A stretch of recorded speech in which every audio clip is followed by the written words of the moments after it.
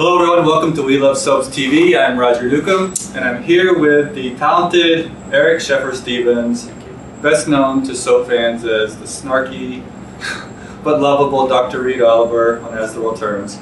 So we'll get to Reed in a minute, but I want to just talk a little bit about your background. You were born in Northern California, moved around, ended up in Connecticut, right? Yeah, I went to high school in Danbury. Danbury High School. And then you've pretty much been in New York ever since college? Yeah, except for a stint of grad school in Alabama for 2 years, from 98 to 2000. I was at Alabama Shakespeare Festival, which is affiliated with the University of Alabama, so, which is why I'm a huge Alabama football fan as well. Oh wow! Yeah, I'm originally from Tennessee. So that's really. Although we can just gloss over that. I was very contrary as a kid, so I sort of just liked Michigan, just to annoy everybody I knew.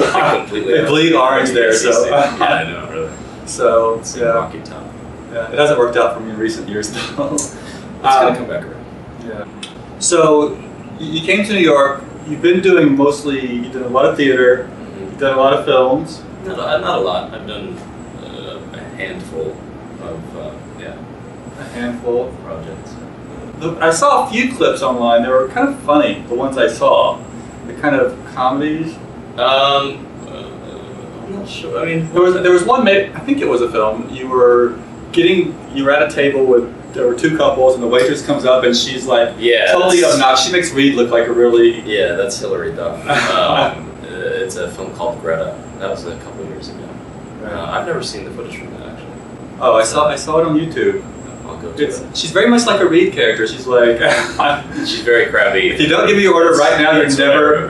And at first we thought she was joking, and she wasn't. She's just like that. Yeah, I did one that's coming up now, Multiple Sarcasms, which was Timothy Hutton and Mira Sorvino, and he's a playwright, and I play him. He writes an autobiographical play that's produced tonight, and I play him in the play. So there's a lot of footage of me. It's going to take place in the 70s. Big hair, and wow, yeah, and that was fun actually. That was a really nice project. So. And you've also, as a New York actor, you've done the Law and Orders. That's like a prerequisite for everyone. It's sad that that's no longer going to be around. The Criminal Intent is still true, but the original one is not. Well, luckily those shows stay on forever, so you'll have a chance to do it like 3 or 4 more times before Criminal Intent goes off. Hopefully, yeah. They have a every 2-year rule, I think. So yeah, I'm just about that kind of point. So. My friend does the special effects makeup, so if you're ever a corpse, she'll be the one that does that. Oh, I got killed in one. They found me after floating in the ocean for days, so they had to do all this latex, and they popped an eye out and all this stuff, and then I was on the table, and they found me.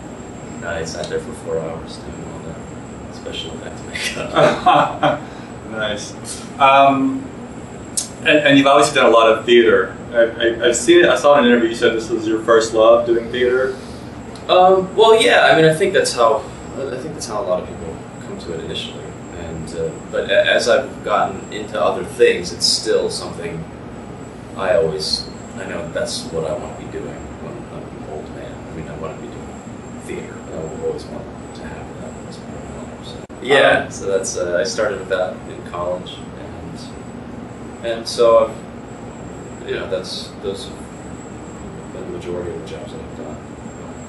What did you want to be as a kid? Like, did you think about acting at all as a kid? Not until high school, I think. But I don't know if I did any more than anybody else does. I think that's a common thing, like being a fireman or being a surgeon or something like that most people eventually let go of. And I did it. I didn't do it in high school because we just did musicals, and that's not something people would pay me to do. And so I started doing it in college, and really loved it. I had a fantastic teacher there, and started to pursue that. What did your parents say? Were they like, yeah, that's great, or did they say, you need to be a doctor? No, they were very supportive. They never guided me, or they just supported me with whatever I wanted to pursue. I went into college as a math major. They were happy with that. I switched to a lit major and was pursuing acting at the same time. They never discouraged me from it or told me it would be really hard to make a living. Those things are self-evident. So they knew I knew what I was getting into. They supported. They would drive out and see me plays, and they've always been really fantastic about it. You debuted on As the World Turns as Reed in January. Right. When did you start? Like November? Yeah, right. We were about 2 months in, so the beginning of November. Did you screen test with Van? Or yeah, I think the third time I read. The first time I read was just Mary Clay, who was the casting director there, and second time Chris Gottman was there, and along with Mary Clay and the reader, and then I think the third time, I'm pretty sure, they brought Van to read with. It was down to 3 people, I think. Was the audition like a really snarky scene? It was exactly who he is. It was not a scene that we ended up using. It was just something that somebody wrote for and they had changed the name, but it was exactly that character. Van is asking him about why he's leaving so soon, and he wants to go play tennis or something. Tennis never figured into Reed's character, but it was the same kind of one-line. It was sarcasm. Yeah. Had you done any soap work before? I had done a day, 3 or 4 scenes as a vineyard owner on something else. Maybe one left to live. I'm trying to think who has a vineyard. I can't remember. No, it was some couple runs away to California, and you're in my shack, and I'm upset about it or something, and I don't know. It was just one of those. Have you played a character like this before, like the really snarky, I'm great and everybody needs to bow down to me? I don't think so. So it's not typecasting or anything. Right. No, I don't. I've definitely not played anything like him. Definitely, probably characteristics that he has or I've shared with other people. But he's definitely a unique character in my experience, which is what made it so fun for me. It was really well written and fun to do. So it was, I liked that, the way he didn't know how to interact with people, and how his only kind of way of dealing was to be sarcastic or to say something funny. And they wrote really good stuff, and they, all the eating stuff and talking with his mouth full all the time. It started out, that was their idea, and then as it went on, anytime there was food on set, I would grab it and start shoving it in my face and talking through it or something like that. Yeah, I'm a lifelong soap fan, and they bring a lot of characters on. They're really obnoxious or they're really bad, and then they show us softening them over time. Yeah. But usually it's directly related to a love interest, and always a female love interest, because there are not that many gay storylines. But the fact that Reed, he had battles with Luke, but he was also battling with Bob. I thought that made it really interesting and unique. Yeah, because Bob is, the pillar of society. Right.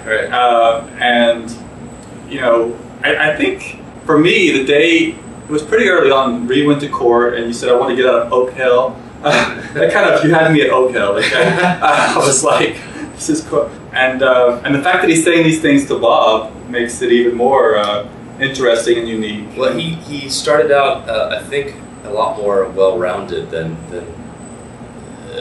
maybe they usually do, because right away he was interacting. He didn't just have the Luke Noah storyline, the blindness thing, but he, like you said, clashing with Dr. Bob, which is really fun because I love Dunn. That guy was amazing. I really admire him. And also right off the bat clashing with Trent, with Henry.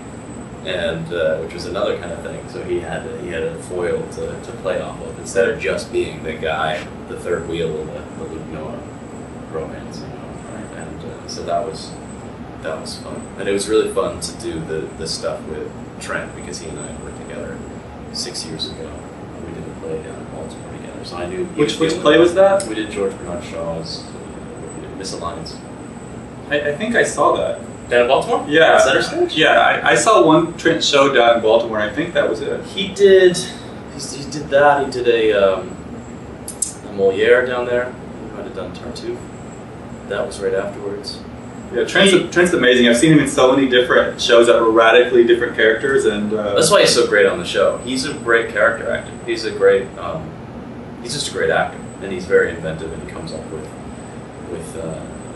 really funny stuff to do, and does great takes, and you know, he has a very solid background.